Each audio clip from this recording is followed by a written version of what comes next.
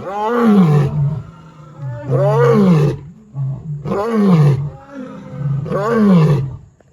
switching things up today and we're taking baby Callie to the zoo. Follow us on this adventure.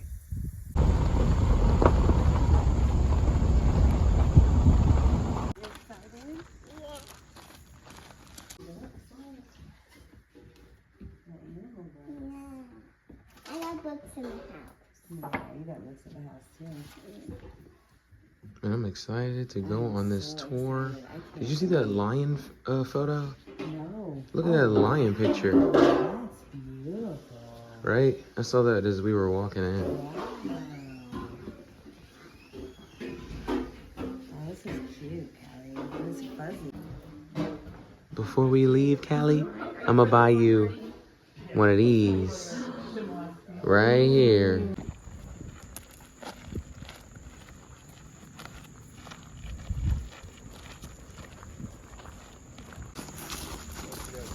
We have two Eurasian ones.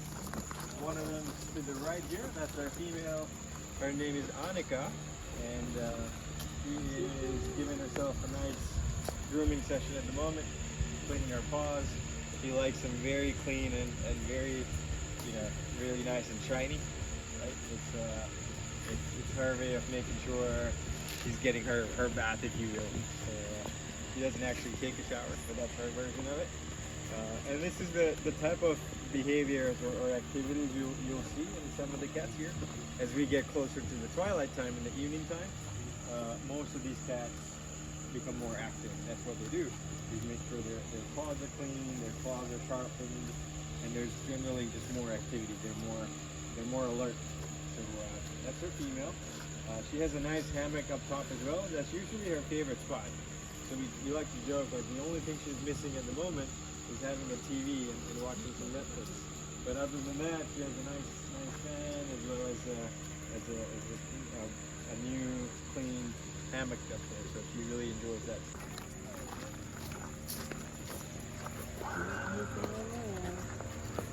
Oh, he's right next to her. Look, he's right there. He's inside. And he's right next to her. Oh yeah, I see him now. Yeah, that's kind of an unusual spot for him. He's normally not over there. Yeah, he's right next to it on the ground there. These animals are called caracals, and they can jump up to 10 feet straight into the air. And that's how they hunt in the wild. Oh, they got And, bunnies. Oh my goodness. Look, Callie. Selena.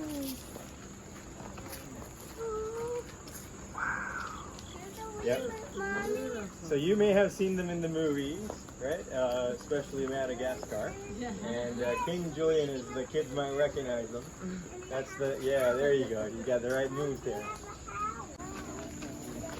All right. So here we have Aiton. He is a jungle cat. Now, question for you guys: where do you think jungle cats live? No guesses? Yeah, so most of you would say jungle cats, right? They would live in jungles, but that's not the case. In fact, they don't live in jungles. They live in swamps and marshlands. So closer to water bodies is where they live. It's funny how they got a name jungle cats when they don't live in jungles. So yeah, his name is Aiton, and he lives here by himself. Even in the wild, after a certain age, they would split off from their mom, and then they would find their own territory or their own homes, and that's exactly what he's here by himself as well. And then the sounds he makes, you probably heard, kind of low key, but he says wow and a whoa a lot. That's how jungle cats vocalize. So he's just patrolling his territory. It looks like there's a little bit of construction happening next door, so he's keeping an eye on what's going on. And they are considered arboreal species. So what it means is they stay on top of trees, and that's how they spend most of their time higher up on the treetops. So nobody would hunt them. So that's one way to make sure nobody can get you. So they have huge paws because they walk in the snow, and for that to be without having their paws getting stuck in the snow. That's how they offset that, is getting large paws. and then that way they can spread them out, and so that way their paws don't get stuck in the snow, and they can still chase moose like we talked about earlier. So that's one advantage they have. But if you look at deer or moose, and if you look at their feet, right, they have hooves, and hooves have gaps. So guess what happens if they're trying to run in the snow? Well, the snow gets stuck in the feet, and it kind of slows them down a little bit. Well, for these guys, they can just spread them out and stay on top because they don't have any gaps like that. The rats, as well as bunnies, birds, those will be on their menu. And they live by themselves as well. So that means they have to do all of their hunting on their own. Hours of experience working with them. And that's how they build that relationship with them, to be able to share space with them. In fact, they've been with these wolves, these two in particular, ever since they've been here at the park and spent a lot of hours. And now we have Frank. So if you guys have any questions for Frank, please ask him. I'll see Frank once he comes to say hi there. Let's see if she usually.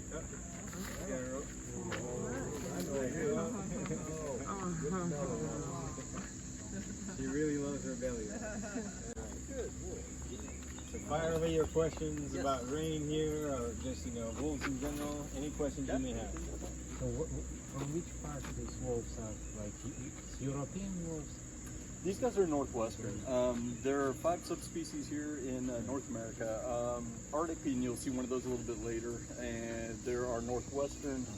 There's a small population of wolves on the eastern part of our Great Lakes, and those are timber wolves, is how it is. Even though that's sometimes used kind of generically for gray wolves. There are Mexican wolves, and then there are plains wolves.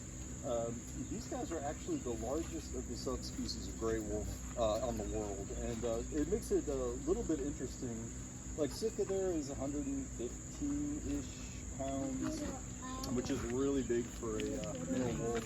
They up in where they live, they hunt moose. So this is one of the largest wolves that you'll see. And they are kind of famous for also having the most distinct personalities. So in terms of if you're doing socialization work with the wolves, Trachea Arctic wolves are very nice, so that's like a beginner wolf. Sitka would be an advanced wolf, and when you socialize all other wolves, rain is the final boss, despite what you're seeing right there. Everything that we're doing is very calm and relaxed. You want to make sure that when you're working with wild animals, and they are wild, they're not domesticated, that you don't overstimulate them, that they don't get too excited. You want to keep it calm. So the challenge with wolves in human care is their flight radius. If you get within a quarter mile of a wolf in the wild, they get very afraid and want to run off. They're terrified of people, and the reason for that is across the globe, and especially in North America, wolves and humans competed for the same resources. We wanted to live in the same places. We wanted a lot of the same food back in the day. And so humans came out on top when there were conflicts. The wolves that lived to produce baby wolves were the ones that stayed the furthest from people, and of those babies, the ones that were the most afraid of people were the ones that had babies themselves. And so over time, they developed a huge fear of people. But Frank, you may say, Rain's not trying to get a quarter mile away from Sean. That is true. From the time they're about 3 weeks old until they're 16 weeks old, their brains are doing a bunch of development. And if they get 24/7 human contact, and it's really good, well-trained contact that is providing wolves the experience of people being friendly, and we're going to give them food and love and attention and take care of them, they kind of hardwire the fear a little bit. It's always in the back of their mind, but instead of an animal that's very afraid, we can run our hands around their bodies, check their teeth, put flea and tick preventative on. The veterinarians can give them injections very easily. This allows us to take really great care of these guys. So this is Sweetness. Like I said, her name is Sweetness, but she is a New Guinea singing dog, and it's the sounds that they make, kind of like the wolves. It's their singing is how they got their name, singing dogs. That's our female right there. Oh my goodness. They're huge. And this is Hanson, that's our male here.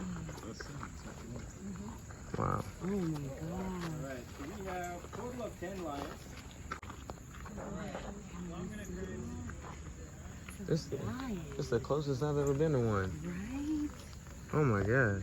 They're so good.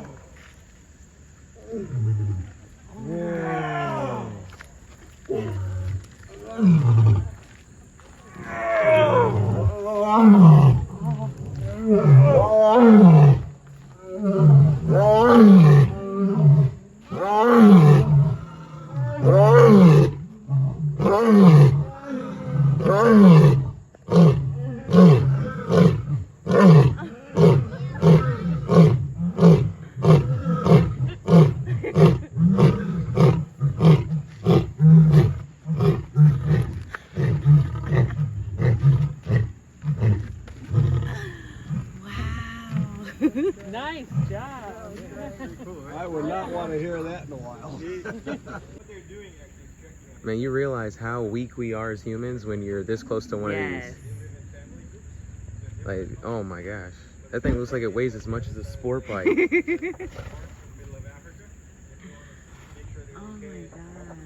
That's what they do.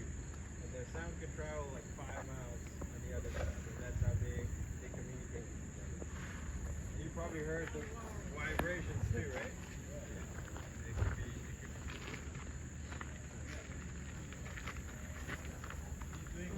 Beautiful. Right? Oh my goodness. This is absolutely amazing, little mama. Oh, I love it. Callie, you like this? You like the lions? Yeah.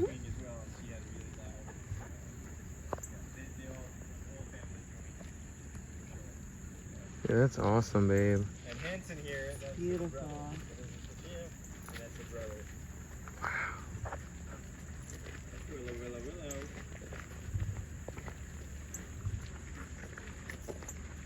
So he likes to stay right next to her to make sure she's well protected from everything.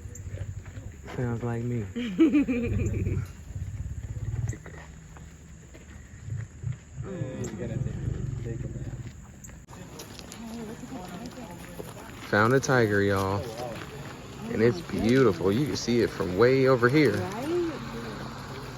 It's crazy how bright the orange is. Yeah. Callie looks so funny with her hat. Right? Yeah, you see it?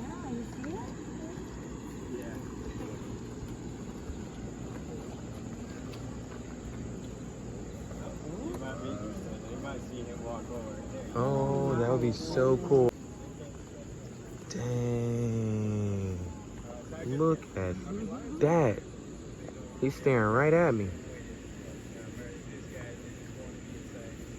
That's wild.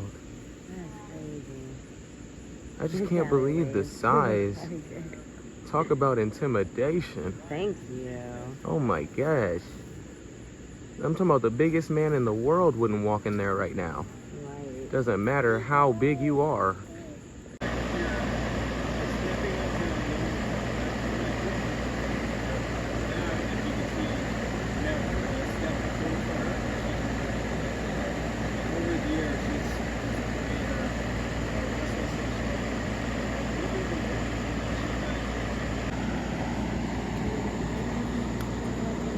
They do, yeah, they do roar. So the sound that you're hearing from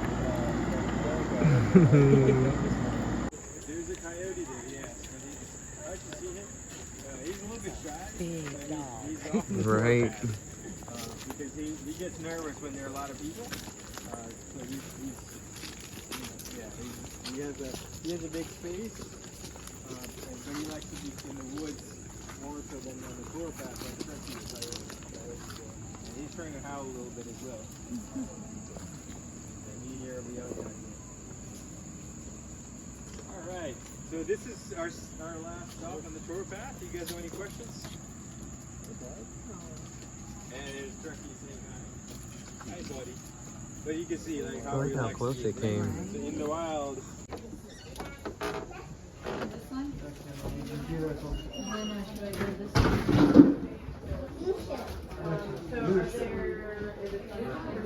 It's only Which one do you want to have? The lion or tiger? You want the lion? Okay, baby. Alright. Thank you. Come here, baby.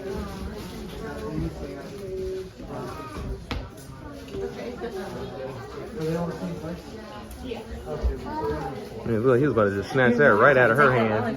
Yeah, exactly. He thought about it. He was like, oh, hold on. Baby Callie, you got what you wanted? Yep.